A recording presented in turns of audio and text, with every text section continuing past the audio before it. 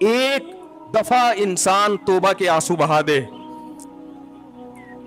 ایک دفعہ اللہ سے کہہ دے کہ اے اللہ مجھ سے جو جرم ہوا, اگر کسی نے زنا کیا ہے ایک دفعہ کہہ دے اے اللہ آئندہ نہیں کروں گا, اگر کسی نے شراب پی ہے ایک دفعہ کہہ دے کہ اے اللہ آئندہ نہیں پیوں گا, اگر کسی نے اپنے والدین کو ستایا ہے ایک دفعہ کہہ دے اے اللہ آئندہ نہیں ستاؤں گا, اگر کسی نے وراثت کھائی ہے ایک دفعہ کہہ دے اللہ حق واپس کروں گا, آئندہ کسی کا حق نہیں دباؤں گا, اگر کسی نے انٹرنیٹ پر بیہودہ فحش فلمیں دیکھی ہیں ایک دفعہ کہہ دے اللہ دیکھ چکا آئندہ بولو بھائی نہیں دیکھوں گا. اللہ فرماتے ہیں اس کے کہنے میں تاخیر ہو سکتی ہے, وَمَن يَعْمَلْ سُوءًا أَوْ يَظْلِمْ نَفْسَهُ ثُمَّ يَسْتَغْفِرِ اللَّهَ یجد اللہ غفور الرحیم, کیسا ہی بڑا سے بڑا جرم کر لے اس کے بعد جب اللہ سے توبہ کرے گا بشرطے کہ روح جسم کے اندر موجود ہو, اللہ فرماتے ہیں یجد اللہ غفور الرحیم, اللہ صرف گناہ کو معاف نہیں کرے گا بلکہ یہ اللہ کو غفور اور رحیم پائے گا. غفور بھی پائے گا, پانے کا مطلب ہے محسوس کرے گا کہ اللہ نے اس کے جرم کو معاف کر دیا ہے, اور رحیم بھی پائے گا کہ مزید رحمتیں بھی کر رہا ہے. یہ اس وقت تک اللہ کی طرف سے بھائی پیکیج ہے جب تک روح جسم کے اندر موجود ہے, کیونکہ غیب کا معاملہ ہے. جب اس روح اور جسم کا رشتہ کمزور ہو گیا ایڑیاں رگڑتے رہو گے لیکن اللہ توبہ قبول کرنے کے لیے تیار نہیں ہوگا.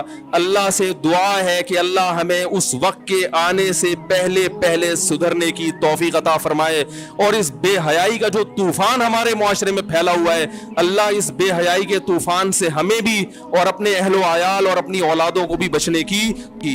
اور بارش کی دعا کی, اتنی بارش ہوئی ہے 3 دن تک برستی رہی ہے. وہ صحابی دوبارہ آئے, یا رسول اللہ کھیتیاں ہلاک ہو رہی ہیں, جانور ہلاک ہو رہے ہیں. آپ صلی اللہ علیہ وسلم کے الفاظ دیکھیں, آپ نے فرمایا اللہم حوالینا لا علینا, یہ نہیں فرمایا کہ اللہ اس بارش کو بند کر دے, یہ تو رحمت ہے, اے اللہ اس کو ہمارے اطراف کی طرف لے جا, ہم پر نہیں بلکہ ہمارے شہر کی سے آبادی سے دور اطراف کی طرف لے جا. علماء نے لکھا اس سے صاف پتہ چلتا ہے کہ رسول اللہ صلی اللہ علیہ وسلم نے بارش کے بند کرنے کی دعا نہیں مانگی, کیونکہ قرآن بہت تذکرہ کر رہا ہے اس کا.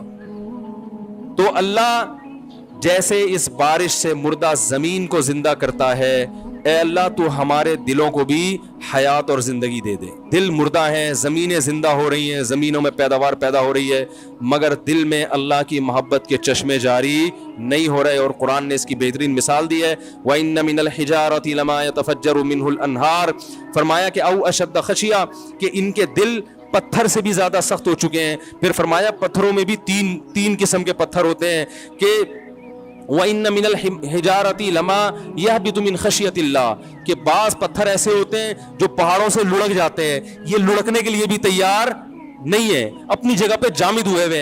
وَإِنَّ مِنْهَا لَمَا يَهْبِطُ مِنْ خَشْيَةِ اللَّهِ وَإِنَّ مِنْهَا لَمَا يَتَفَجَّرُ مِنْهُ الْأَنْهَارُ, اور کچھ ایسے جس میں چشمے پھوٹ پڑتے ہیں. پتھر بھی اتنا سخت نہیں ہوتا, وہ بھی کبھی پانی نکالنا شروع کرتا ہے اور کبھی اثرات قبول کر کے اپنی جگہ سے ہل جاتا ہے. لیکن فرمایا کہ جو لوگ اللہ کو نہیں مانتے یا اللہ کو جیسا ماننا چاہیے ویسا نہیں مانتے, ان کے دل پتھر سے زیادہ سخت ہو چکے ہیں, یہ اپنی جگہ سے ہلنے کے لیے تیار نہیں ہے. یہ اللہ کی نعمتیں دیکھ کر نہ شراب چھوڑنے کے لیے تیار ہیں, نہ زنا چھوڑنے کے لیے تیار ہیں, نہ اپنی ذمہ داریاں پوری کرنے کے لیے تیار ہیں, اور نہ فحش فلمیں اور بیہودہ چیزیں چھوڑنے کے لیے تیار ہیں, نہ زنا اور نہ بدنظری چھوڑنے کے لیے تیار ہیں. تو یہ وہ دل ہیں جو پتھر سے زیادہ سخت ہو چکے ہیں. لیکن اللہ نے ان کو دھمکی دی ہے, فرمایا ہم جو یہ بارشیں برسا رہے ہیں اور نعمتیں تمہیں دے رہے ہیں, تمتعوا, فائدہ اٹھاتے رہو, فإن مصيركم إلى النار, آنا تم نے جہنم کی آگ کی طرف ہے. اللہ پیدا کر کے مار کے چھوڑ نہیں دے گا کہ مٹی ہو کے ختم, نا نا نا نا نا نا. یہ سب کچھ اللہ نے جو نظام بنایا ہے آزمائش کے لیے.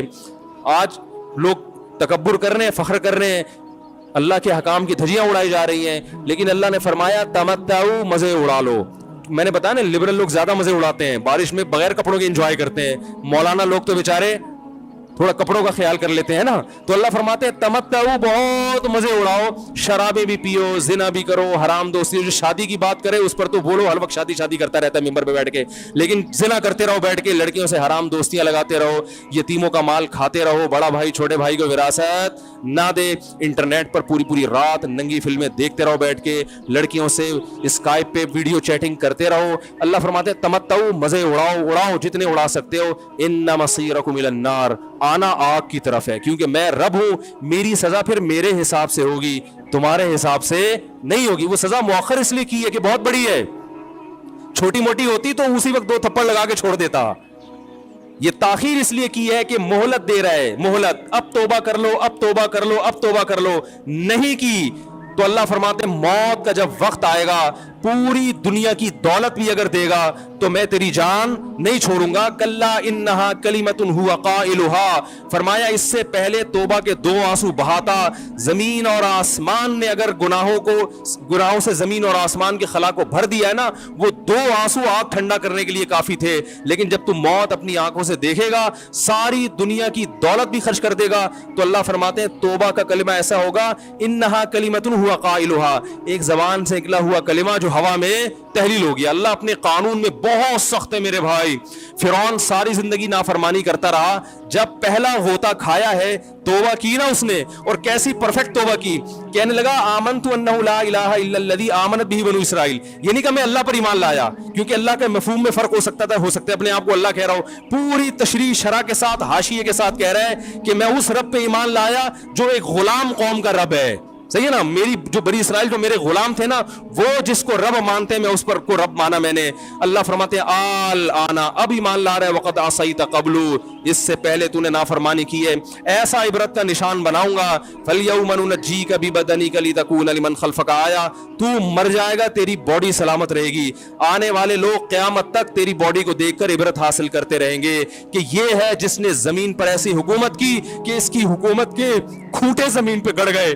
آج کیسا عبرت کا نشان بنا ہوا ہے, کیسا پڑا ہوا ہے, مسالے لگا لگا کے تو اس کو محفوظ رکھا جا رہا ہے. اور اللہ فرماتی ہے یہ تو اس کی باڈی ہے جو تمہیں نظر آ رہی ہے, اس پر گزر کیا رہی ہے ہم تمہیں بتاتے ہیں. النار, آگ ہے, یعرضون علیہا غدوا وعشیا, جس آگ پر صبح اور شام اس کو جلایا جاتا ہے. وَيَوْمَ تَقُومُ السَّاعَةُ, اور جب قیامت قائم ہوگی, أَدْخِلُوا آلَ فِرْعَوْنَ أَشَدَّ الْعَذَابِ, اللہ فرمائیں گے کہ ہم حکم دیں گے فرشتوں کو کہ فرعون کو اس سے سخت عذاب میں ڈال دو. آپ کو فرعون لیٹا ہوا نظر آ رہا ہے, قرآن کہہ رہا ہے لیٹا ہوا نہیں ہے, وہ صبح اور شام آگ میں جلایا جا رہا ہے. اس کو ہزاروں سال گزر گئے, صبح بھی آگ میں جلتا ہے, شام کو بھی آگ میں جلتا ہے. اور فرمایا ابھی قیامت آنے دو, جہنم میں ہمیشہ کے لیے داخل کروں گا جو اس سے بھی زیادہ سخت ہے. وَإِذْ يَتَحَاجُّونَ فِي النَّارِ, اور فرمایا جہنم میں جانے کے بعد کیا ہوگا, آپس میں ان کے مکالمے کو اللہ نے ذکر کیا ہے کہ جو فرعون کے ماتحت تھے وہ فرعون سے کہیں گے تیری اطاعت اور فرما برداری میں, تیری حکومت کی وجہ سے ہم نے موسیٰ کی بات نہیں مانی. اسے کمزور کہا, تو کہتا تھا موسیٰ کو بولنا نہیں آتا, موسیٰ کے پاس حکومت نہیں ہے, موسیٰ ہماری طرح پڑھا لکھا نہیں ہے, موسیٰ ہماری طرح براڈ مائنڈڈ نہیں ہے, ہم نے تیری دعوت کی وجہ سے موسیٰ کی بات کا انکار کیا, آج ہم آگ میں جل رہے ہیں. فَهَلْ أَنْتُمْ مُغْنُونَ عَنَّا نَصِيبًا مِّنَ النَّارِ, کیا ایک دن کے لیے تو ہم سے آگ کو دور کر سکتے ہو. تو وہ کہے گا کہ میں خود اس جہنم کی آگ میں جل رہا ہوں, میں تم سے آگ کو دور نہیں کر سکتا. اللہ فرماتے ہیں سب مل کے جہنم کے داروغ کے پاس جائیں گے. وقال الذین فی النار لخزنۃ جہنم ادعوا ربکم, کہ فرشتوں سے کہیں گے تم اللہ سے دعا کرو کہ کچھ عذاب میں تخفیف ہو جائے, کچھ مہلت مل جائے. تو فرشتے جواب میں کہیں گے کہ کیا تمہارے پاس ڈرانے والا نہیں آیا تھا, موسیٰ کلیم اللہ جس سے اللہ کوہ طور پہ ہم کلام ہوا کرتا تھا, اس نے تمہیں ڈرایا نہیں تھا کہ تم اللہ کی نافرمانی چھوڑ دو. کہیں گے قالوا بلا, وہ کہیں گے ضرور. اللہ فرمائیں گے پھر اعلان ہوگا فادعوا وما دعاء الکافرین الا فی ضلال, فرشتے کہیں گے اللہ نے ہم پر پابندی لگائی ہے تمہاری سفارش کرنے پر, تم خود اللہ کو پکارو. اللہ فرماتے آج ان کی پکار بیکار جائے گی, کوئی اسے سننے والا نہیں ہوگا. دیکھو جب تک جسم میں روح ہے, آپ یوں بھی کہہ سکتے ہیں آج کی زبان میں, جب میں بات کسی سے کروں تو اس میں شکر گھولوں میں, تو سب سے زیادہ چینی اور سب سے زیادہ شکر کس سے بات کرتے ہوئے اپنے کلام میں گھولوں. بات آ رہی ہے سمجھ میں؟ آپ صلی اللہ علیہ وسلم نے فرمایا امک, پوری کائنات میں سب سے میٹھے انداز سے اگر تم نے بات کرنی ہے تو سب سے زیادہ رائٹ یہ کس کا ہے؟ تمہاری، بولو نا، ماں کا.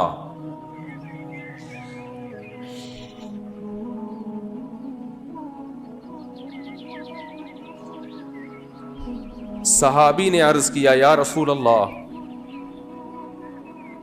کیا انداز ہے. فرمایا ثم من. ثم کا مطلب ہوتا ہے اس کے بعد. ثم پوچھا یا رسول اللہ ثم من، یا رسول اللہ تیسرے نمبر پہ کون ہے؟ تو آپ صلی اللہ علیہ وسلم نے فرمایا امک. تیسرے پہ بھی کون ہے؟ بولو بھائی. یہ ہے ویمن رائٹس. یہ کیا ہے؟ یہ جو بے شرم لوگ حقوق نسواں اور عورتوں کے حقوق کے نام پہ الو بنا رہے ہیں نا، ان کی باتوں میں مت آیا کرو. ان کا مقصد صرف عورت کو کپڑوں سے آزاد کرنا ہے اور مرد کی دسترس سے آزاد کر کے مرد کے مقابلے میں لا کے مرد کا دشمن بنانا، تاکہ مرد عورت سے محبت کرنا چھوڑ دے، اس کا حق دینا چھوڑ دے. تمہیں اسلام نے عورت کے جو حقوق بیان کیے ہیں، اس کے بعد ہمیں کسی اور سے عورت کے حقوق کو سمجھنے کی ضرورت نہیں ہے. ہمیں کسی لبرل سے، کسی حکومت سے، کسی ویمن رائٹ سے، کسی سے ہمیں سمجھنے کی ضرورت نہیں ہے. ہمیں اسلام نے بتا دیا ہے کہ ماں کے روپ میں عورت کا کیا حق ہے، بیوی کے روپ میں عورت کا کیا حق ہے، کہ بیٹی کے روپ میں عورت کا کیا حق ہے، بہن کے روپ میں عورت کا کیا حق ہے. اور یہ جو لبرل لوگ ہیں یہ صرف گرل فرینڈ کے حقوق جانتے ہیں. گرل فرینڈ سسٹم معاشرے میں لانا چاہتے ہیں، تمہیں درندہ بنانا چاہتے ہیں، تمہیں زانی بنانا چاہتے ہیں، تمہیں بدکار بنانا چاہتے ہیں. ان کا کوئی فیملی سسٹم نہیں ہے. جو قوم نکاح کی قائل نہ ہو ان کے ہاں ماں بہن بیٹیاں ہوتی ہیں. ماں بہن بیٹی، بھابھی، چچی، خالہ، ممانی، مامی، پھپھی، یہ رشتے تو شادی بیاہ کے نتیجے میں وجود میں آتے ہیں. اولاد ہوتی ہے تو یہ رشتے وجود میں آتے ہیں. پھر ان رشتوں کا پاس رکھنے کا حکم دیا گیا ہے. جن قوموں میں ہر رشتے ہی نہیں ہے تم ان سے سیکھ رہے ہو کہ عورت کے حقوق ہمیں بتاؤ. تو آپ صلی اللہ علیہ وسلم تو اس میں برداشت کی قوت. ماں میں برداشت نہیں ہوتی. اس سے بدتمیزی کرو گے بیچاری روتی رہے گی، باپ کھینچ کے 2 تھپڑ. ایسا ہی ہے نا.